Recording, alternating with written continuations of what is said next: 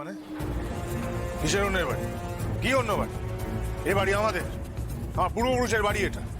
এই বাড়ির প্রত্যেকটা ভিত ইট আমার বাবা কেটেছে। জানতাম তুই এই কথা বলবি, তাই আমি ওদের সঙ্গে করে নিয়েছি। আপনারাই বলবেন, আপনারাই দেখবেন, আপনারাই বিচার করবেন। হ্যাঁ, কিসের বিচার? না না, কিসের বিচার? কি বিচার করবে সবাই? সবাই জানে এই বাড়িতে আমি আমার বোন সেই ছোট থেকে বড় হয়েছি। সবাই জানে সেটা, এই গ্রামের সব প্রত্যেকটা মানুষ জানে। অগর নিয়ে আয়, নিয়ে আয়, ওটা নিয়ে আয়। এই যে দেখেন, দেখেন, আপনারাই দেখেন, দেখেন, নিজের চোখে দেখেন।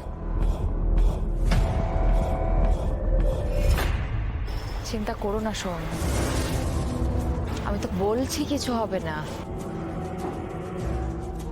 হ্যাঁ, রায় সাহেব তো মিথ্যে কথা বলছেন না। এই তো এখানে স্পষ্ট লেখা রয়েছে যে রায় সাহেব সোমেশ্বর দত্ত থেকে 5 লাখ টাকায় এ বাড়ি কিনে নিয়েছে।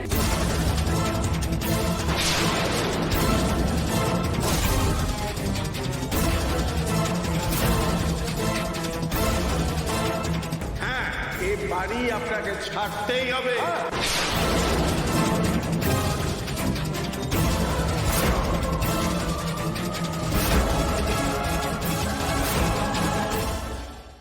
দলিল আছে, বিক্রির কাগজ আছে, তার মানে বাড়ির মালিকানা তো রায় সাহেবের। হ্যাঁ, আর আপনার বউ যে রায় সাহেবের বাড়িতে গিয়ে তালা মেরে দিয়ে চলে এসেছে, তার কোনো দলিল আছে, দস্তাবেজ আছে?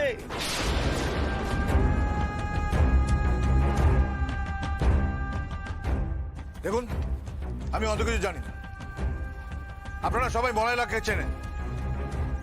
হ্যাঁ, কথা সত্যি, আমি আমার স্ত্রী পারু, আমরা দুজনে ওর তার থেকে 5 লাখ টাকা নিয়েছিলাম। সেটা এই বাড়ির বাবদ, এই বাড়ির দলিল জমা রেখে, এবং তার পরিবর্তে আমরা 1.5 লাখ টাকা পর্যন্ত সুদও দিয়েছি। কিন্তু তার থেকেও বড় কথা হলো, এই বাড়ির দলিল মলাইলাকের কাছে থাকার কথা, সেই দলিল রায় সাহেবের কাছে কি করে আসে বলুন আপনারা? মিশে কথা, পুরো মিশে কথা, কিন্তু মোবাইল না করতে গেল।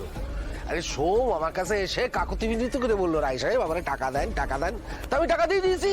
এখন ও প্রেসিডেন্টের অধিকার বলে আমার বাড়ির দখল নিচ্ছে। হ্যাঁ, আপনারা বিচার করুন, আমার ন্যায় অধিকার পাওয়া, এই ন্যায় বিচার পাওয়া আমার অধিকার, ন্যায় বিচার পাওয়া আমার অধিকার। ন্যায় বিচারের কথা অন্তত তোমার মুখে শোভা পায় না বাবা। ভুবনপুরে সারাটা জীবন তুমি অন্যের সম্পত্তিতে থাবা বসিয়ে এসেছো। এই ভুবনপুরের রাস্তাঘাট থেকে জলের লাইন সবকিছু নিয়ে দুর্নীতি করেছো তুমি।